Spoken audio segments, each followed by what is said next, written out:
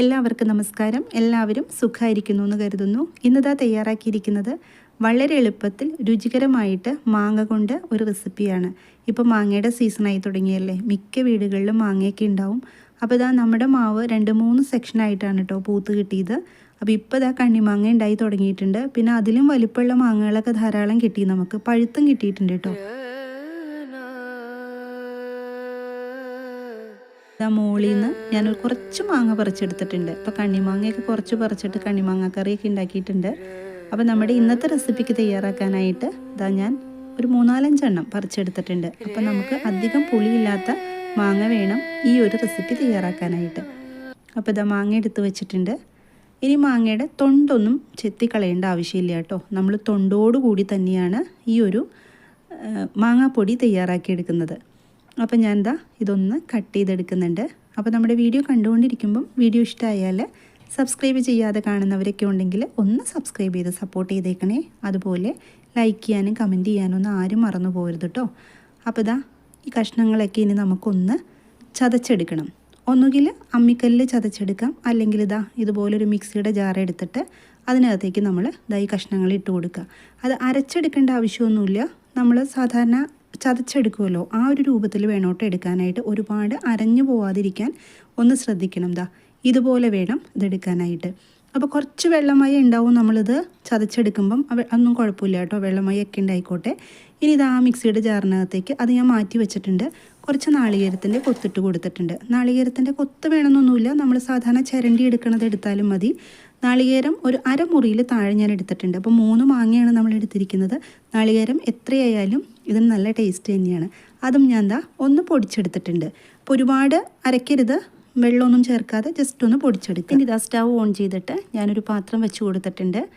അതിനകത്തേക്ക് ഒരു 6 വറ്റൽമുളക് ചേർത്ത് കൊടുത്തിട്ടുണ്ട്. അപ്പോൾ എരിവിന് ആവശ്യമായിട്ടുള്ള വറ്റൽമുളക് നിങ്ങൾ ചേർത്ത് കൊടുക്കുക കേട്ടോ. എരിവൊക്കെ ഓരോരുത്തരുടെ ഇഷ്ടത്തിനനുസരിച്ചാണ്. ഞാനിപ്പോൾ 3 മാങ്ങയാണ് എടുത്തിരിക്കുന്നത്.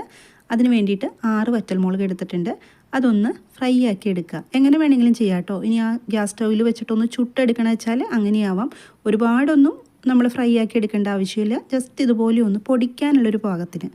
അതിനുശേഷം ഒരു 3/4 ടീസ്പൂൺ കടുക് ചേർത്ത് കൊടുത്തിട്ടുണ്ട്. അതുപോലെ 1/4 ടീസ്പൂൺ ഉലുവയും ചേർത്ത് കൊടുത്തിട്ട് നന്നായിട്ടൊന്ന് ചൂടാക്കി എടുക്കുക. എന്നിട്ട് വറ്റൽമുളകിൻ്റെ കൂടെ നമുക്കതൊന്ന് നന്നായിട്ട് പൊടിച്ചെടുക്കാൻ വേണ്ടിയിട്ടാണ്.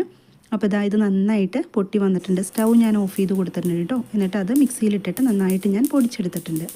ഇനി ഒരു മൺചട്ടിയാണ് ഞാൻ വെച്ച് കൊടുത്തിരിക്കുന്നത്. നന്നായിട്ട് ചൂടായതിന് ശേഷം ഒരു 1.25 ടേബിൾ സ്പൂൺ വെളിച്ചെണ്ണ ചേർത്ത് കൊടുത്തിട്ടുണ്ട്. അപ്പോൾ വെളിച്ചെണ്ണ തന്നെ ചേർത്ത് കൊടുക്കുക കേട്ടോ. വെളിച്ചെണ്ണയിൽ വേണം നമ്മൾ ഇത് തയ്യാറാക്കി എടുക്കാനായിട്ട്. അതിനുശേഷം വെളിച്ചെണ്ണ ചൂടായി വന്നിട്ടുണ്ട്. അപ്പോൾ തീ ഞാൻ കുറച്ച് വെച്ച് കൊടുത്തിട്ടുണ്ട് കേട്ടോ. ഒരു 1/4 ടീസ്പൂൺ കടുക് ചേർത്ത് കൊടുക്കുക. മൺചട്ടി ആയതുകൊണ്ട് പെട്ടെന്ന് ചൂടാവും, അതൊന്ന് ശ്രദ്ധിക്കുക. അതിനുശേഷം കുറച്ച് കറിവേപ്പിലയും കൂടി ചേർത്ത് കൊടുക്കുക. അപ്പോൾ ഇത് രണ്ടും നന്നായിട്ടൊന്ന് ചൂടായി വന്നതിന് ശേഷം ഒരു കഷ്ണം ഇഞ്ചി നീളത്തിൽ കട്ട് ചെയ്തിട്ട് ചേർത്ത് കൊടുക്കുക. അതുപോലെ തന്നെ 6 വെളുത്തുള്ളി ഇതുപോലെ തന്നെ നീളത്തിൽ ഒന്ന് കട്ട് ചെയ്തെടുത്തിട്ടുണ്ട്. ഇത് രണ്ടും കൂടി നന്നായിട്ടൊന്ന് ഫ്രൈ ആക്കി എടുക്കുക. ഇപ്പോൾ അത്യാവശ്യം നന്നായിട്ട് ഫ്രൈ ആയി വന്നിട്ടുണ്ട്. അപ്പോൾ ഈ സമയത്ത് നമ്മൾ ഇതിനകത്തേക്ക് പൊടികൾ ചേർത്ത് കൊടുക്കുക. ഇപ്പോൾ ഞാൻ ഒരു 1/4 ടീസ്പൂൺ മഞ്ഞൾപ്പൊടി ചേർത്ത് കൊടുത്തിട്ടുണ്ട്. എന്നിട്ട് നന്നായിട്ടൊന്ന് ഇളക്കി കൊടുക്കുക. ഇനി ചേർത്ത് കൊടുക്കേണ്ടത് നമ്മൾ ചതച്ച് വെച്ചിരിക്കുന്ന മാങ്ങയുണ്ടല്ലോ, അതാണ്. അപ്പോൾ മാങ്ങയിൽ കുറച്ച് വെള്ളമയൊക്കെ ഉണ്ടാവും, ഒരു കുഴപ്പമൊന്നുമില്ല കേട്ടോ. അത് നമ്മൾ ചട്ടിക്കകത്തിട്ട് കഴിയുമ്പം നന്നായിട്ടൊന്ന് ചൂടാക്കി എടുക്കുമ്പോൾ അതങ്ങ് വലിഞ്ഞു പൊക്കോളും. പിന്നെ നമ്മൾക്കിത് തയ്യാറാക്കാൻ മൺചട്ടി തന്നെ വേണമെന്നൊന്നുമില്ല. നോൺ സ്റ്റിക്കിൻ്റെ പാത്രമോ അതുപോലെ സാധാരണ നമ്മുടെ ചീനിച്ചട്ടി ഉണ്ടല്ലോ, അതൊക്കെയല്ലേ നമുക്ക് തയ്യാറാക്കിയെടുക്കാം. ഇനി ഇതിനകത്തേക്ക് നമ്മൾ ആ ചതച്ച് വെച്ചിരിക്കുന്ന നാളികേരം ഉണ്ടല്ലോ, അത് ചേർത്ത് കൊടുക്കുക. അതും കൂടി ചേർത്തിട്ട് നന്നായിട്ടൊന്ന് വലിഞ്ഞ് കിട്ടത്തക്ക രീതിയിൽ നമ്മളൊന്ന് ഇതുപോലെ ഇളക്കി യോജിപ്പിച്ച് കൊടുക്കുക. ആ വെള്ളമയമൊക്കെ എല്ലാം നന്നായിട്ട് വലിഞ്ഞ് കിട്ടണം കേട്ടോ. ഈ റെസിപ്പി നമ്മൾ തയ്യാറാക്കി വെച്ചാൽ അത്യാവശ്യം കുറച്ച് ദിവസം നമുക്ക് ഉപയോഗിക്കാൻ പറ്റും, കേടാവൊന്നുമില്ല. അതുമല്ല നല്ല ടേസ്റ്റാണ് കേട്ടോ. ചിലപ്പോൾ തയ്യാറാക്കുന്നവർ കാണുമായിരിക്കും, പണ്ടത്തെ ആളുകൾക്കൊക്കെ ഇത് അറിയുമായിരിക്കും. ഇവിടെ അമ്മയുടെ സ്പെഷ്യലായിട്ടുള്ളൊരു ഐറ്റം ആണ് കേട്ടോ ഇത്. ഞാൻ ലേശം ഉപ്പിട്ട് കൊടുത്തിട്ടുണ്ട്. കൈ വിടാതെ ഇളക്കിക്കൊണ്ടിരിക്കണം. കാരണം എന്താ വെച്ചാൽ മാങ്ങയും അതുപോലെ തന്നെ നാളികേരമാണ്, അത് അടി പിടിക്കാനുള്ള സാധ്യതയുണ്ട്. തീ നന്നായിട്ട് കുറച്ച് വയ്ക്കുകയും വേണം.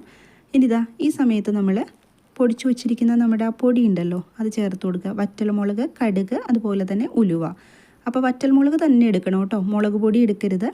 പിന്നെ എരിവ് ഓരോരുത്തരുടെ ഇഷ്ടത്തിനനുസരിച്ച് എടുക്കുക. ഞാനിപ്പോൾ ഒരു 6 വറ്റൽമുളകാണ് 3 മാങ്ങയ്ക്ക് എടുത്തത്. മാങ്ങ അത്യാവശ്യം വലിപ്പമുള്ളൊരു മാങ്ങയാണ്. അപ്പോൾ അതൊക്കെ നിങ്ങളുടെ ഓരോരുത്തരുടെ ഇഷ്ടത്തിന് ചേർത്ത് കൊടുക്കുക.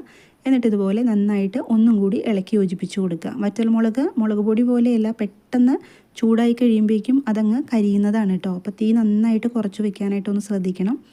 ഇപ്പോൾ ഇതാ നന്നായിട്ടിത് ചൂടായി വന്നിട്ടുണ്ട്. നമ്മളിത് ശരിക്കും ഉണ്ടല്ലോ വരട്ടിയെടുക്കണം. അപ്പോഴാണ് നമുക്ക് കുറച്ച് അധിക ദിവസം ഇത് ഉപയോഗിക്കാൻ പറ്റുന്നത്. ദാ ഈ സമയത്ത് കുറച്ച് കായപ്പൊടി ചേർത്ത് കൊടുക്കുക. ഇപ്പോൾ മുഴുവൻ കായാണ് നിങ്ങളുടെ കയ്യിലുള്ളതെങ്കിൽ അതൊന്ന് ചൂടാക്കിയിട്ട് ഒന്ന് പൊടിച്ചിട്ട് ചേർത്ത് കൊടുത്തോളൂ. ഇനി ഒന്നും കൂടി ഒന്ന് നന്നായിട്ട് ഇതുപോലെ ഒന്ന് ചൂടാക്കി കൊടുക്കുക. എത്രത്തോളം വരട്ടിയെടുക്കുന്നോ അത്രത്തോളം ടേസ്റ്റ് കൂടുതലാണ് കേട്ടോ. കണ്ടോ, നന്നായിട്ട് പൊടി പോലെ നമുക്ക് കിട്ടും. അതുകൊണ്ടാണ് ഇതിന് പൊടിമാങ്ങ എന്നുള്ള പേരും കിട്ടിയത്. സ്റ്റൗ ഓഫ് ചെയ്ത് കൊടുത്തിട്ടുണ്ട് കേട്ടോ ഞാൻ. ഇത്രയും മതി. ഇതാ നമ്മുടെ വളരെ രുചികരമായിട്ടുള്ള പൊടിമാങ്ങ റെസിപ്പി ഇവിടെ റെഡി ആയിട്ടുണ്ട്. തയ്യാറാക്കാത്തവർ എന്തായാലും ഒന്ന് തയ്യാറാക്കി നോക്കണം കേട്ടോ. ഇപ്പം മാങ്ങക്കാലാണല്ലോ. അപ്പോൾ ഇന്നത്തെ റെസിപ്പി എല്ലാവർക്കും ഇഷ്ടമായി എന്ന് കരുതുന്നു. മറ്റൊരു വീഡിയോയിൽ കാണാം. എല്ലാവരും സന്തോഷമായിട്ടിരിക്കുക. Thank you.